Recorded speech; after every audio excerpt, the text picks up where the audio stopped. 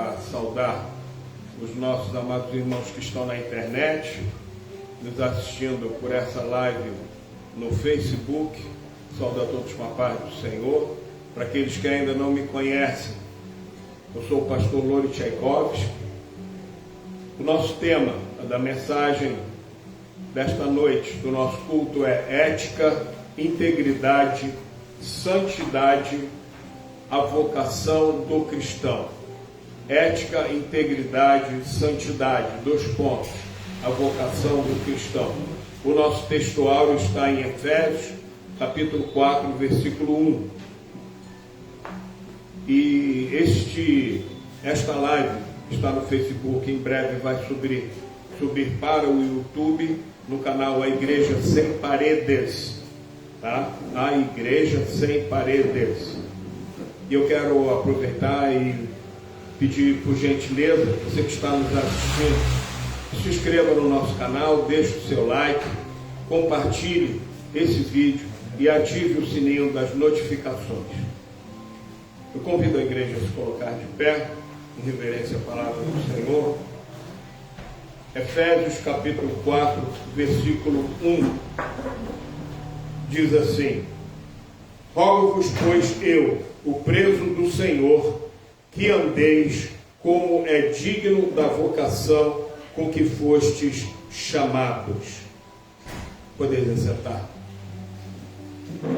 Rogo-vos, pois eu, o preso do Senhor, que andeis como é digno da vocação com que fostes chamados. Aqui é o apóstolo Paulo, irmãos, se dirigindo à igreja de Éfeso. Porém, esta palavra, ela é muito atual, até porque nós precisamos entender qual é a nossa vocação como cristãos. Qual é a finalidade de nós sermos cristãos? É simplesmente para dizer para as outras pessoas que a gente tem uma religião? O que é ser cristão? Então, por isso, o nosso tema: ética, integridade, santidade, a vocação do cristão. A vocação do cristão é que ele seja santo de acordo com a estatura de varão perfeito e vá para o céu com Jesus. Ora, o que é essa estatura de varão perfeito? A palavra varão quer dizer homem, ser humano. É claro que no sentido homem e mulher, no sentido geral. Estatura é um tamanho. Então, Deus espera que nós atinjamos um tamanho, não é um tamanho físico, tá? Um é mais baixinho, o outro é mais alto. Não é disso que a Bíblia fala. A estatura é no sentido da nossa postura como homem de Deus, no caso das irmãs, como mulheres de Deus. É essa a estatura. E de varão perfeito. Por que varão perfeito? Nós vamos ver no texto, na sequência, que Deus, ele vai aperfeiçoando os seus santos. A Bíblia diz que nós somos transformados de glória em glória. Todos os dias, o Espírito Santo vai trabalhando na vida daqueles que já entregaram o seu coração, a sua vida a Jesus Cristo, reconhecendo Jesus como Senhor e Salvador de suas vidas. Para isso, queridos, é preciso que, para sermos santos, nós sejamos íntegros. O que é íntegro? Uma pessoa íntegra é uma pessoa que ela é cheia de virtudes, de qualidades. Isso é ser íntegro. Você compra lá no supermercado uma caixinha de leite. Aí está dizendo leite integral. Quer dizer que aquele leite, seria bom se fosse verdade, né? Mas que aquele leite fosse integral de verdade. Todas as vitaminas, as proteínas, os açúcares, as gorduras, tudo estivesse ali como saiu da vaquinha. Então, a pessoa íntegra é uma pessoa de caráter, tá? E para ser íntegro, é preciso que nós vivamos de acordo com os padrões e preceitos da ética cristã, e esses padrões e preceitos estão na Bíblia Sagrada. Quanto menos a gente conhece a Bíblia, menos a gente vai crescer. Menos esse propósito de Deus, que a gente atinja a estatura de varão perfeito, ele vai ficar relegado a um segundo plano. Então nós temos que buscar isso. Não é para mostrar para os outros, é porque esse é o desejo do coração de Deus. E à medida em que a gente vai buscando atingir essa estatura, esse tamanho em termos de santidade aos olhos de Deus, o que acontece? A gente vai se tornando mais íntimo com Deus. Quando você for orar, quando você for falar para Deus um problema, uma situação que você está vivendo, seja ela boa, seja ela ruim, você sabe que Deus está te ouvindo. Por quê? Porque você está buscando isso de todo o teu coração. Cada dia conhecer mais e mais a Jesus. Daí a importância de nós termos uma rotina, um hábito de todos os dias a gente ler a Bíblia Sagrada. Ah, pastor, quanto que eu devo ler? Vou ler quantos capítulos, quantos versículos? Isso fica de acordo com você. É você e Deus. Agora, o que eu posso te dizer é, quanto mais você ler, mais crescimento você terá. Então, queridos, para a gente desenvolver esse nosso tema, que nós vamos falar sobre ética, integridade, santidade, que são a vocação do cristão. A gente vai discorrer aqui no capítulo 4 do livro de Efésios. Mantenha a sua Bíblia aberta, tá? Essa pregação é uma mensagem chamada nos seminários aí afora de expositiva. Por que expositiva?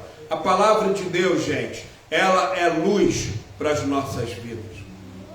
Eu falava hoje de manhã na escola bíblica dominical. Antigamente, eu digo antigamente que hoje em dia é difícil acontecer isso, mas muitas casas tinham um solário, que era aquela varandinha coberta por vidro, e as pessoas, as crianças, principalmente os idosos, eles iam para aquela varandinha para tomarem sol.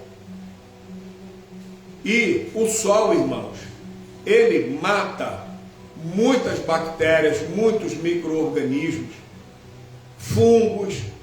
Você acordou de manhã, o que você deve fazer? Abrir a sua casa, abre as janelas da sua casa, onde você dormiu, o seu quarto, para tirar aquela umidade, porque a luz do sol, ela faz isso. E nós temos uma luz, nós cristãos, que é a luz de Jesus, que a Bíblia diz que ele é o que? O sol da justiça. O sol da justiça de Deus. Aquela justiça que é infalível. Então, esse sol precisa nos alumiar. O apóstolo João escreve no capítulo 1 do Evangelho de João, e que Jesus, ele é a luz que alumia todo o homem. Então, é o que nós vamos fazer nesse momento, tá? Eu dividi essa mensagem em tópicos. Primeiramente, fica com o seu dedinho aí, tá? Vai marcando os versículos que nós vamos ler. Primeiramente, nós vamos falar sobre santidade e vocação. Santidade de Deus para nós e vocação. Para isso nós vamos ler os versículos do 2 até o 6. Diz assim, ó, vamos lendo bem devagarinho, tá, irmãos? Com toda a humildade e mansidão, com longanimidade, suportando-vos uns aos outros em amor. Por que com toda humildade? o versículo anterior, que nós lemos aqui como texto áureo, ele diz que nós devemos andar dignos da nossa vocação que nós fomos chamados. Como é que nós vamos caminhar? Com humildade. Por quê? A Bíblia diz que Deus resiste aos soberbos, mas dá graça aos humildes. Com mansidão. A mansidão é fruto do Espírito Santo. Deus, ele se alegra quando nós temos um espírito manso. Com longanimidade. O que é isso? É uma paciência tal qual, ainda que a gente sofra afrontas, a gente consegue perdoar a pessoa que está nos afrontando, falando mal da gente, nos humilhando muitas vezes. E continua, suportando-vos uns aos outros em amor. Às vezes acontece, irmãos, que uma pessoa é um pouco mais fraca na fé. Ela não tem muita experiência. E aí, ela se exalta, se exaspera, qualquer coisa ela fica nervosa. Então cabe a você que é mais maduro na fé, ter calma. Ter calma. A Bíblia diz que a palavra dura suscita a ira, ou seja, se você rebater aquela pessoa que está te afrontando, você vai despertar nela uma raiva ainda maior do que aquela que ela já está demonstrando com a afronta que ela está falando contra você. Então, calma, tranquilidade. Nós temos que viver a paz de Cristo. Jesus diz, a minha paz eu vos dou, não vou lá dou como o mundo a dá. Então nós temos que suportar uns aos outros, em amor. Verso 3, procurando guardar a unidade do Espírito, com letra maiúscula, que é o Espírito Santo, pelo vínculo da paz. Acabei de falar agora. Vamos ter paz com todos aqueles que nos cercam. Verso 4, há um só corpo e um só Espírito, com letra maiúscula mais uma vez, se referindo ao Espírito Santo, como também fostes chamados em uma só esperança da vossa vocação. Olha aí a palavra vocação. Essa palavra vocação não é somente para o jovem, para a criança. Quando te diz, a vocação desse jovem é ser um engenheiro, ser um médico, ser um advogado. A vocação não é somente nesse sentido profissional, mas aqui a Bíblia está dizendo que é a nossa vocação cristã, tá? Nós temos uma só esperança. E continuando, um só Senhor, versículo 5, uma só fé. Não existem dois tipos de fé cristã ou mais, um só batismo. Está vendo o erro, irmãos? Há muitas religiões que se dizem cristãs, mas a religião cristã de verdade é aquela que segue a Bíblia Sagrada, tá? Há um só batismo, há um só Senhor. Nós servimos somente ao Senhor Jesus. Aí o erro de algumas religiões, por exemplo, que criam santos, que criam outros tipos de divindade, como se fossem intercessores do ser humano. Eu tenho explicado isso aqui reiteradamente. Queridos, não temos nada contra a religião de ninguém. É meu dever como pastor expor a Bíblia Sagrada. E é o que eu estou fazendo. Então nós temos um só Senhor, que é o Senhor Jesus Cristo. Versículo 6. Um só Deus e Pai de todos, o qual é sobre todos e por todos e em todos. Vamos entender. Deus é sobre todos. Por quê? Porque Ele é todo poderoso. Ninguém tem mais poder do que Deus.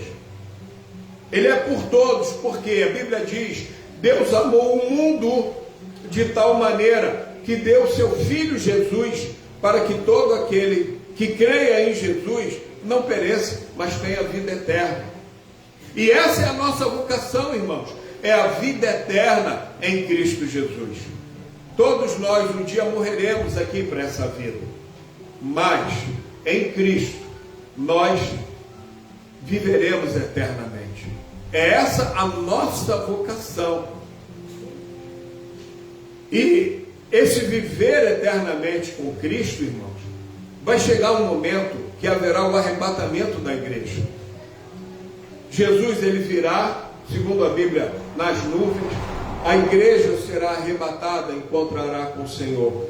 No momento desse arrebatamento, tanto os que morreram em Cristo, que eles virão primeiro, serão ressuscitados, como os que estiverem vivos, todos nós que fazemos parte da igreja do Senhor Jesus, nós teremos o nosso corpo transformado.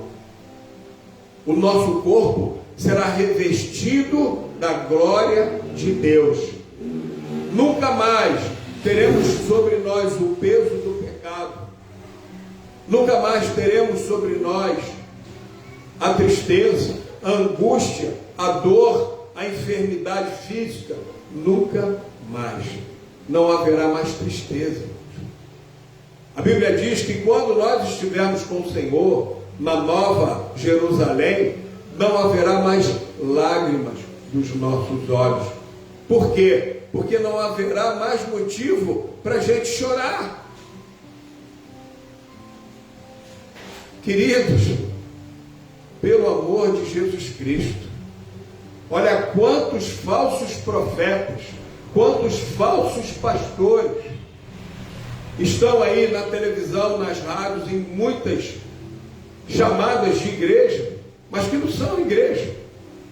Estão pregando prosperidade material, estão deixando de falar esse tesouro maravilhoso e glorioso que Deus tem reservado para os cristãos. As igrejas se esvaziam cada vez mais, por quê? Porque isso não é ensinado. Tem gente que foi batizada nas águas, mas não aprendeu sobre isto. É a esperança do crente. Esperança do crente não é carro novo, casa nova. Você pode ter? Pode. Trabalhe, se esforce, seja honesto. Agora, o foco do Evangelho é o reino de Deus, irmãos. Reino de Deus não é reino da terra. As pessoas pegam passagens bíblicas isoladas e criam uma verdadeira fantasia. Não é isso. As boas novas do Evangelho é mostrar ao cristão, e aquele que ainda não é cristão pensa que é, mas não é. A verdadeira vocação, eu diria, que Deus tem para o ser humano, porque basta que o ser humano se converta do seu mau caminho, deixe o pecado, se arrependa e reconheça Jesus como Senhor e Salvador da sua vida. É só isso, irmãos. É só isso. Ah, pastor, mas tem negócio de dízimo, negócio de não sei o que. É, eu sei. Puseram tudo no liquidificador. E aí fizeram uma mistura. Por exemplo, o seu dinheiro é um dinheiro sujo. A igreja do Senhor não quer e não precisa do seu dinheiro imundo. Por quê? Porque você é ganancioso. Você pensa só em si. Eu não quero aqui a salva cheia de oferta com dinheiro sujo, dinheiro porco. Sabe por quê, irmãos? Que muitos têm dinheiro sujo porque o seu coração é cheio de ganância, é cheio de egoísmo. E você pode dar o dízimo que você quiser, Deus não vai receber. Você pode dar a oferta que você quiser, Deus vai fechar os olhos para a sua oferta, porque Deus ama ao que dá com alegria. Entende a sua vocação? Entende o que está sendo ensinado totalmente errado pelos impostores, pastores impostores?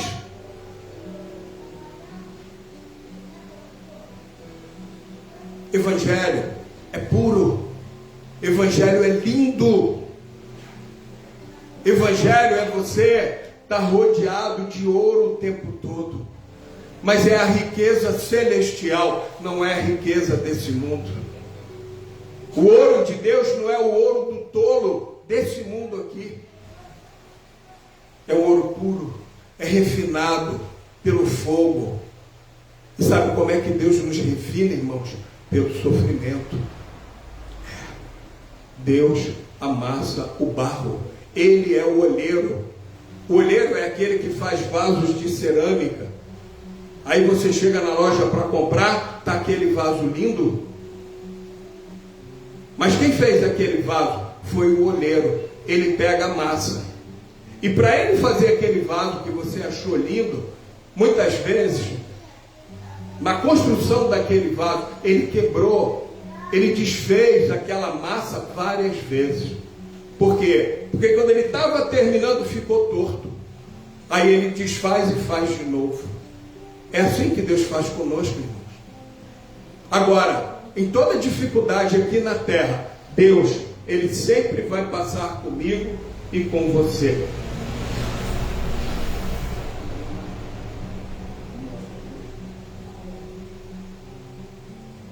Então, queridos,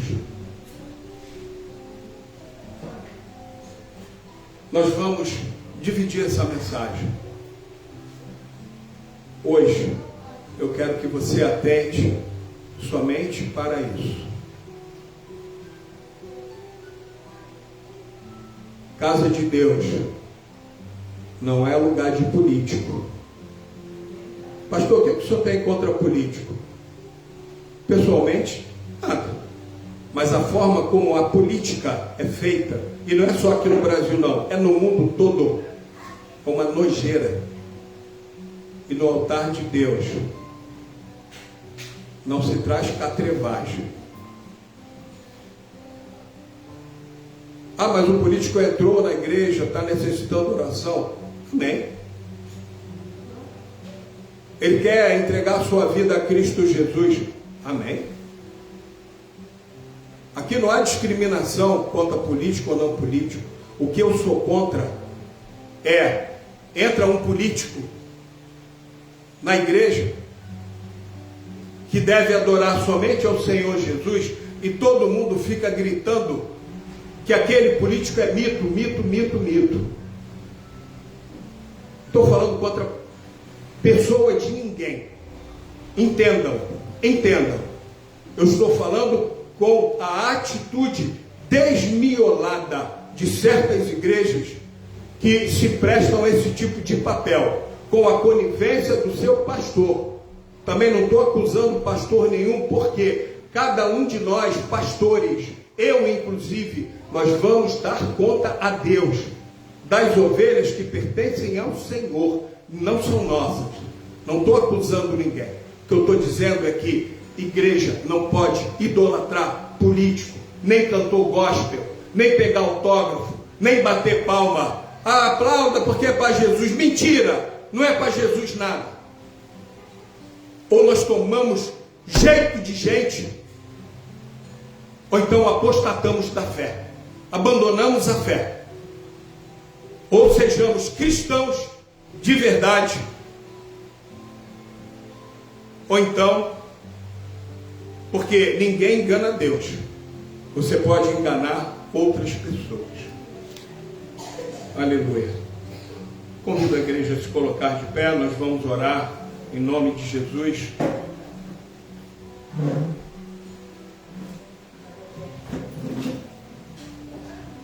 Eu quero convidar o pessoal da técnica para estar aqui. Feche seus olhos, curva sua cabeça. Pai da glória, em nome do teu Filho amado Jesus, agradecemos, Senhor, por tudo que tu tens feito em nossas vidas. Te agradecemos, Senhor, por esta mensagem. Te agradecemos pelo mover do teu Espírito Santo em nossas vidas. Continua, Senhor, falando aos nossos corações, mostrando-nos, Senhor, a importância da nossa vocação, que é te servir, quer te adorar, quer ter contigo a vida eterna em Cristo Jesus. Senhor, nos dá graça, força, poder para continuarmos, que o teu amor nos encha cada vez mais e mais, os nossos corações estejam repletos, Senhor, para que possamos estender a mão ao nosso próximo, para que todos aqueles que tu colocares ao nosso redor vejam Cristo Jesus em nós, que é a esperança da glória, para que também possam ser alcançados pelo teu poder e a tua graça, para tão gloriosa salvação. Assim nós oramos, em nome de Jesus. Amém. Amém. Amém.